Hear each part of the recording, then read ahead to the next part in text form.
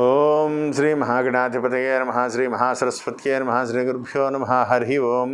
సదాశివసమారంభాం శంకరాచార్యమధ్యమాం అస్మదాచార్యపర్యంతాం వందే గురుపరంపరాం. జై గురుదేవ దత్త. జగతః పితరం వందే పార్వతీ పరమేశ్వరవు. పరమేశ్వర స్వరూపమైనటువంటి సృష్టికి నమస్కారాలు చేస్తూ ఆగస్టు 1వ తారీఖు నుండి సెప్టెంబర్ 1వ తారీఖు వరకు గల వృశ్చిక రాశి వారికి ఆగస్టు నెల మాస ఫలితాలు ఏ విధంగా ఉంటాయి మీకు నేను తెలియజేస్తాను. వృశ్చిక రాశిలో విశాఖ నక్షత్రంలో ఉన్నటువంటి 4వ పాదము, అనురాధ నక్షత్రంలో ఉన్నటువంటి 4 పాదములు, జ్యేష్ఠ నక్షత్రంలో ఉన్నటువంటి 4 పాదములు కలిపి వృశ్చిక రాశిగా చెప్పబడుతోంది. ఈ రాశి వారికి ప్రారంభములుగా అయితే 17వ తారీఖు వరకు కూడా భాగ్యమందు రవి బుధులు, అదేవిధంగా 8వ తారీఖు నుంచి సింహస్థానంలోకి సింహమందు బుధుడు, 17వ తారీఖు నుంచి రాజ్యమందు రవి బుధులు కుజుడు, తృతీయమందు శనేశ్వరుడు, చతుర్థ కేంద్రమందు గురుడు, జన్మకేతువు, సప్తమ రాహువు ప్రధానమైనటువంటి ఫలితాలన్నీ కూడా నిర్దేశింపబడుతున్నాయి. వృశ్చిక రాశి వారికి ఒక రకంగా గత 5 నెలలతో పోలిస్తే మంచి సమయం వచ్చిందని చెప్పాలి. అనుకూలమైనటువంటి దిశగా అడుగులు పడతాయి. అయితే వీరికి సహనం తక్కువ. సాధారణంగా ఎదుటి వ్యక్తులు ఏం చెప్తున్నారో వినడం మానేస్తారు. నేను అన్నీ కరెక్ట్గా ఆలోచిస్తున్నాను, నేనే కరెక్టు అనేటువంటి ఆలోచన వీళ్ళ మీద ఎక్కువగా ఉంటుంది. ఎందువల్లంటే ఈ రాశికి అధిపతి కుజుడు, భూమిపుత్రుడు. కుజుడికి కొద్దిగా ఆత్మస్థైర్యం ఎక్కువగా ఉంటుంది కుజరాశిలో ఉన్న వాళ్ళకి. అదేవిధంగా పిరికితనం కూడా ఉంటుంది. నేనేం చేస్తున్నాను, ఒక పొరపాటు తప్పు చేస్తున్నానా అనేటువంటి భయం, ఆలోచన కూడా ఉంటుంది.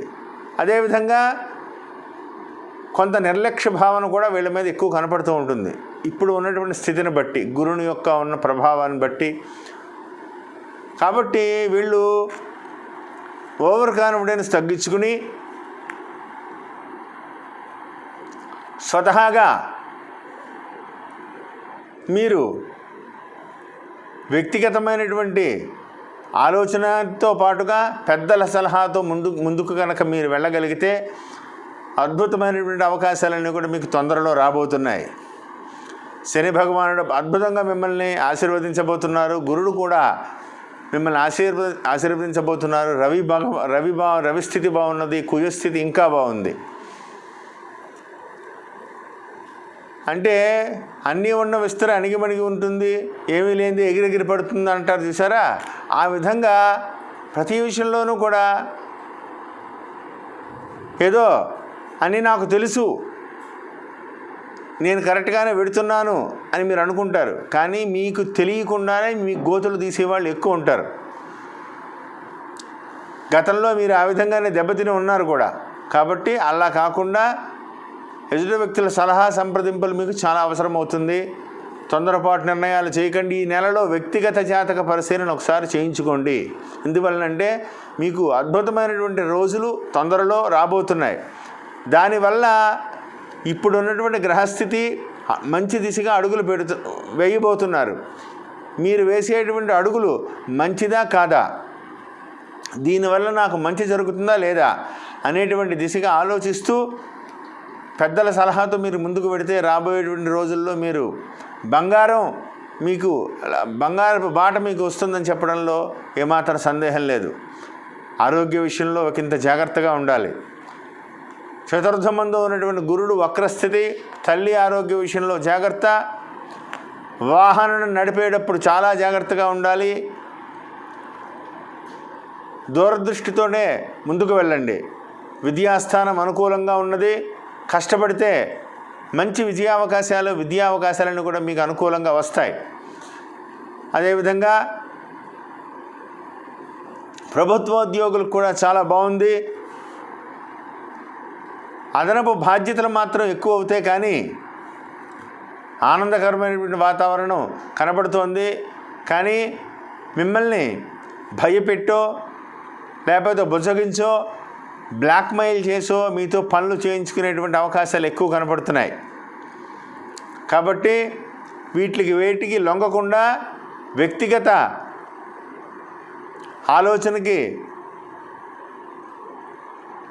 సరైనటువంటి నిర్ణయాన్ని ఇస్తూ తల్లిదండ్రుల గురువుల యొక్క ఆలోచనలతో మీరు ముందుకు కనుక వెళ్ళగలిగితే రాబోయేటువంటి రోజులన్నీ కూడా బంగారపు బాట ఏర్పడబోతోంది. మీకు ఏమాత్రం సందేహం లేదు.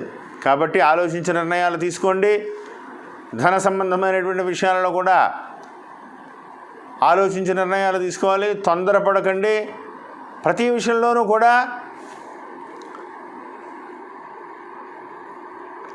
మీకు అంటే చేసిన తర్వాత నేనేం చేశాను, తప్పు ఎక్కడ జరిగిందని ఆలోచించుకోవడం మీకు అలవాటైపోతుంది.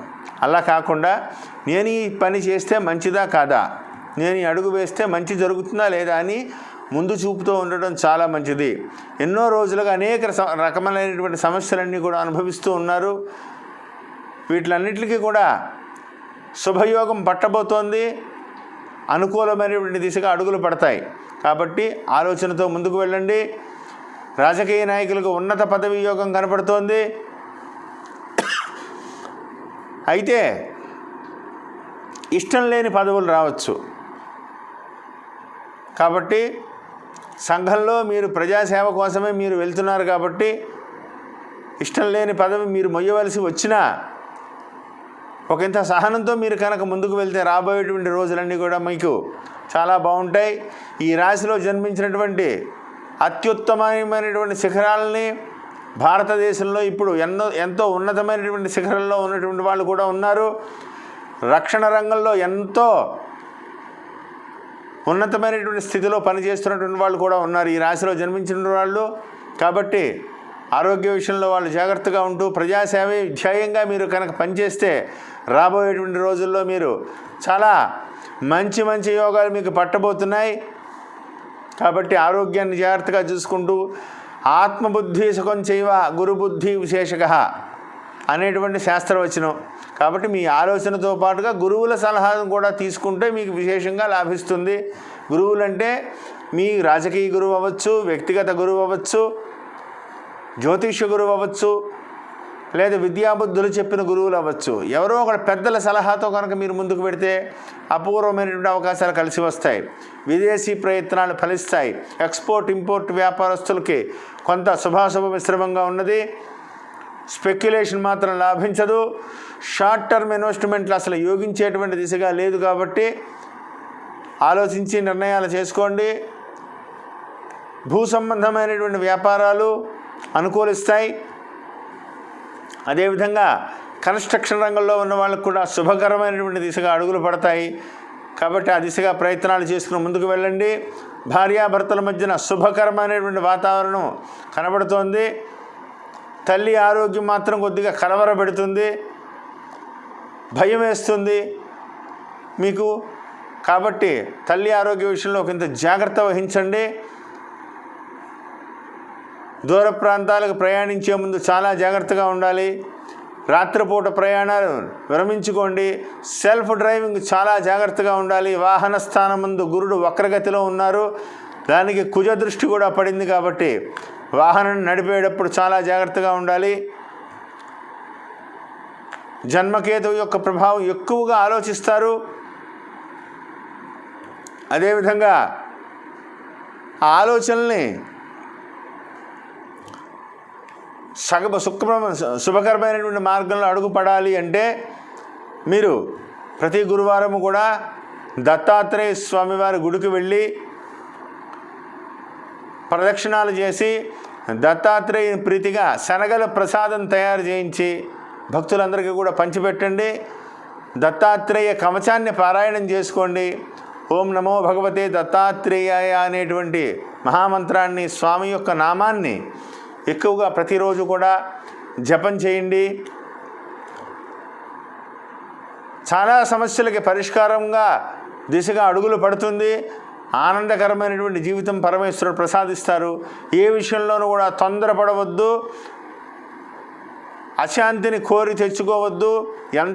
ఎంత ఆలోచన ఉన్నప్పటికీ కూడా పెద్దవాళ్ళ సలహా మీకు చాలా శ్రీరామ రక్షగా ఏర్పడి మీకు ముందుకు వెళ్తారు. కాబట్టి ప్రతి విషయంలోనూ కూడా ఆలోచనతో ముందుకు వెళ్ళాలని ప్రత్యేకంగా చెప్పదగ్గ సూచన. జై గురుదేవ్ దత్త. శుభం భూయాత్.